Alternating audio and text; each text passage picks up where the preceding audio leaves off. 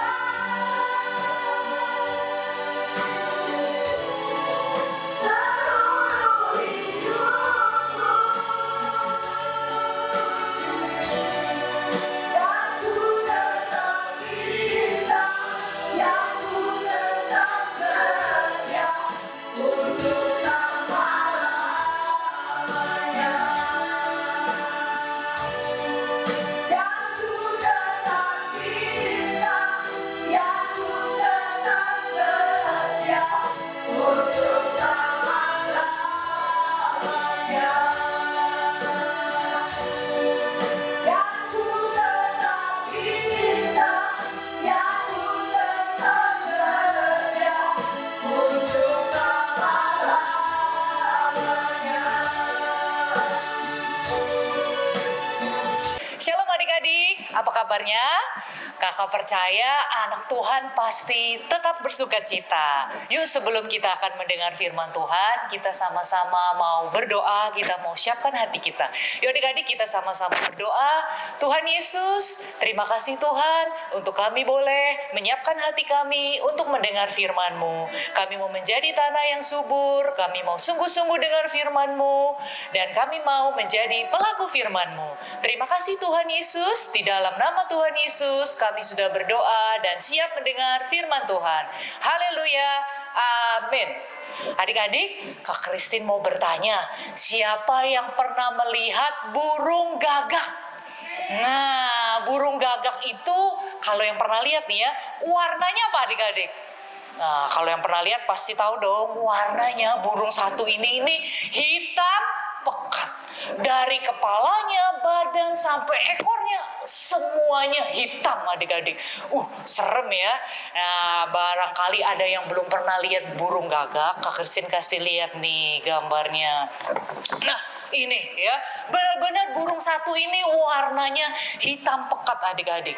Dan di sebuah desa ada seekor burung gagak yang terkenal sombong adik-adik.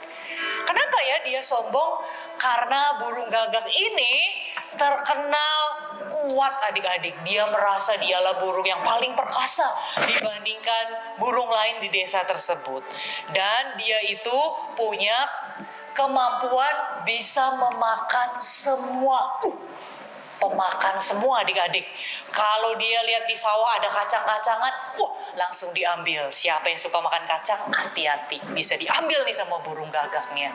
Dia juga kalau lihat ada buah-buahan di kebun, dia bisa langsung makan buah tersebut. Bahkan dia pun bisa memangsa binatang lain yang lebih kecil dari dia.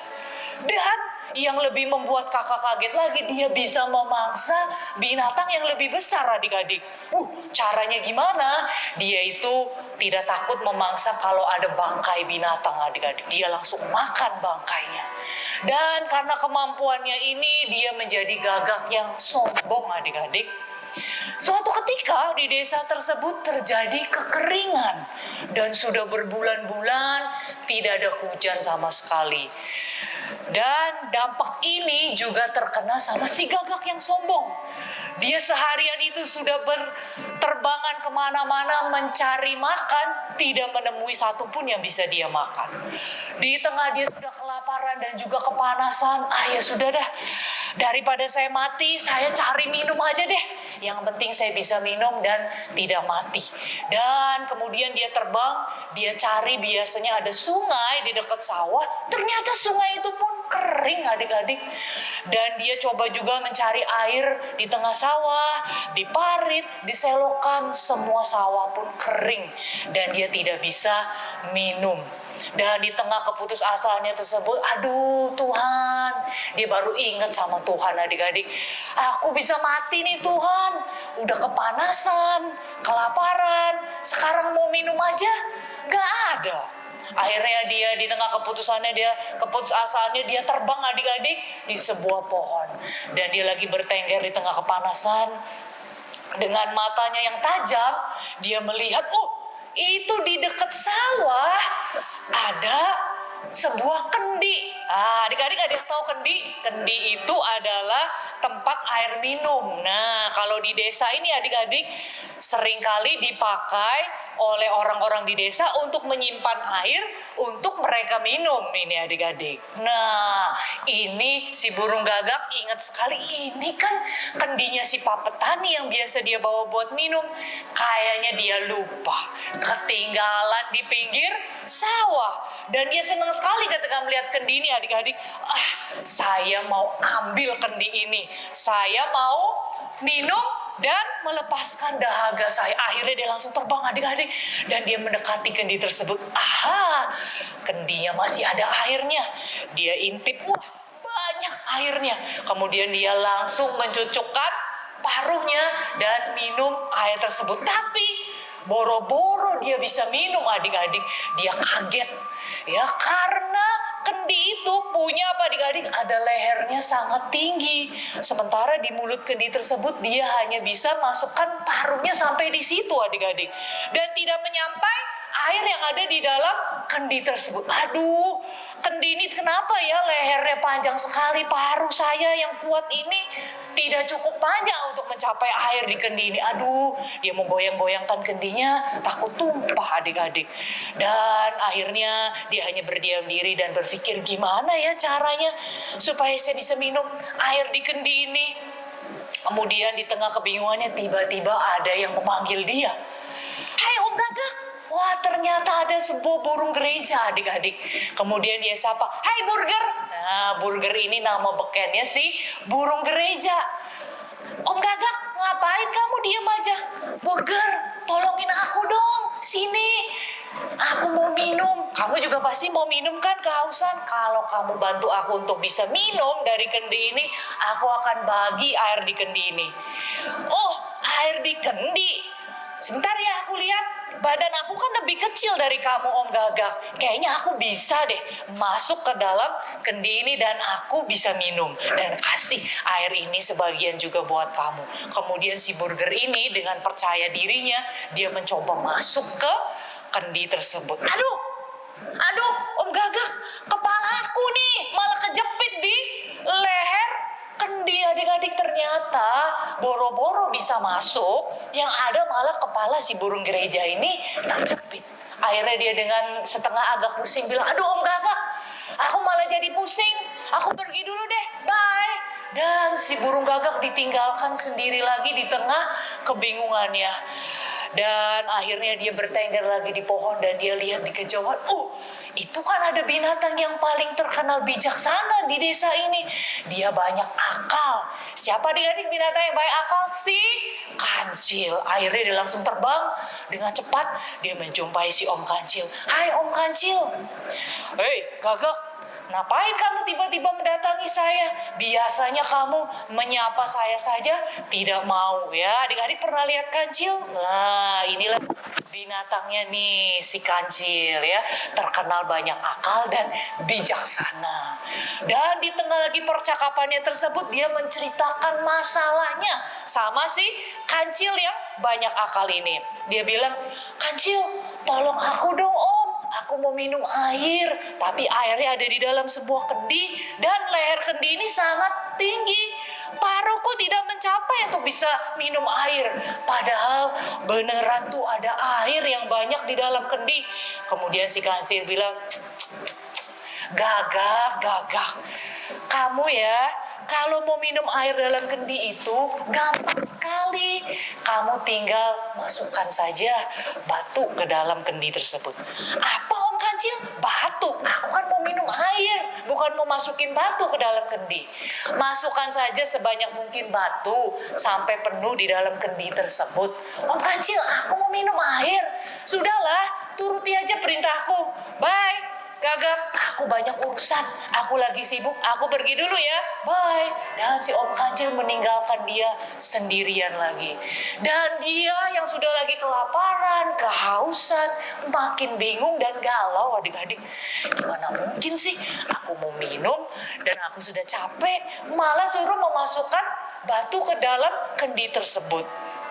Tapi dia berpikir, selama ini kan Om Kancil binatang yang terkenal paling bijaksana. Dan aku percaya Om Kancil tidak mungkin membohongi aku. Dia orangnya gak pernah berbohong.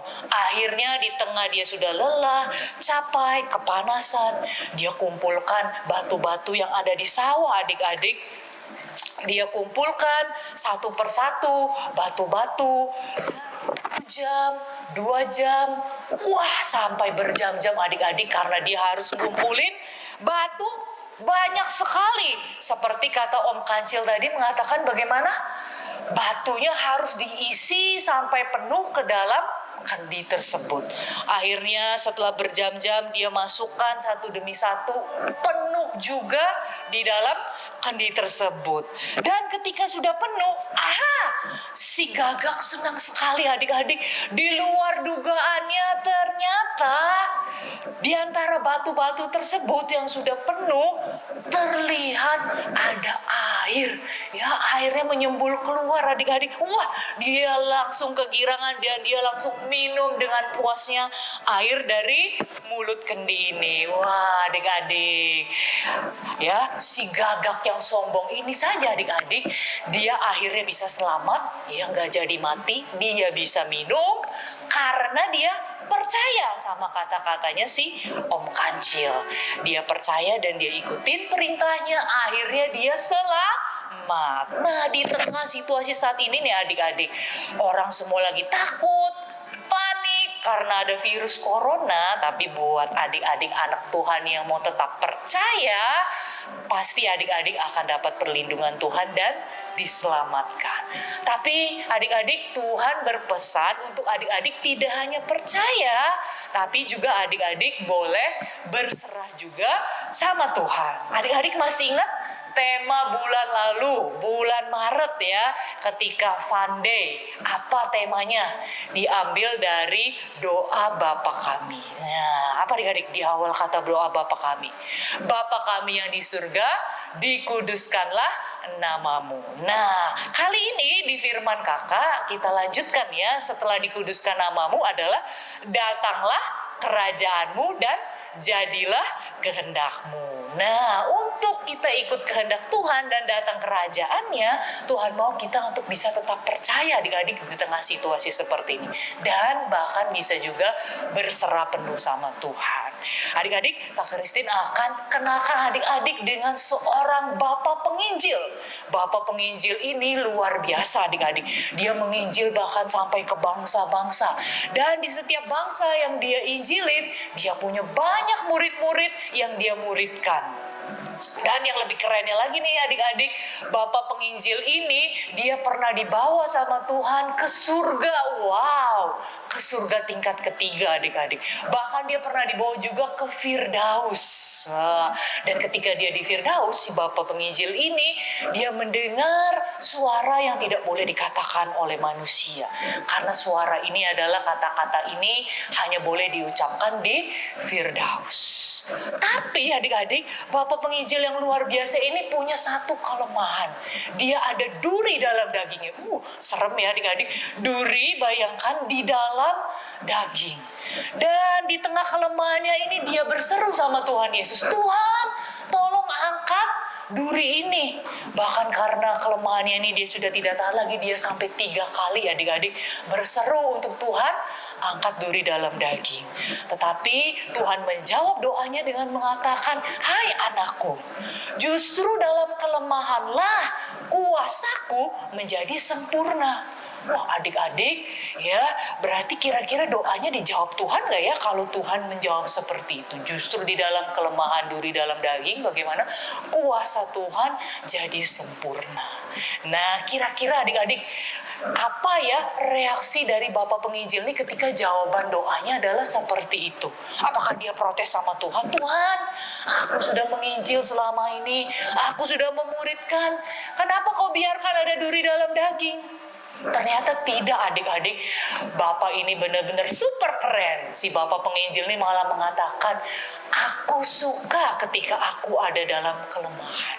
Karena ketika aku lemah, kuasa Kristus turun menaungi aku. Wah, Kak Christine ketika dengar ini, Kak Christine salut sekali. Bapak ini luar biasa keren ya adik-adik. Di tengah kelemahannya tersebut dia justru mengatakan, aku senang dengan kelemahannya. Karena apa? Kuasa Kristus, kuasa Tuhan Yesus justru nyata dalam hidup dia. Nah Kak Christine punya pertanyaan, siapa sih? Ada yang tahu nggak? Bapak Penginjil ini namanya siapa ya? Nah, Kak Christine kasih bantuan sedikit. Bapak Penginjil ini tercatat loh di Alkitab, di firman Tuhan. Nah, kasih bantuan lagi deh. Tercatat loh di kitab Perjanjian Baru. Nah, ada yang tahu nggak? Yang masih belum bisa jawab juga, di Perjanjian Baru di kitab Korintus.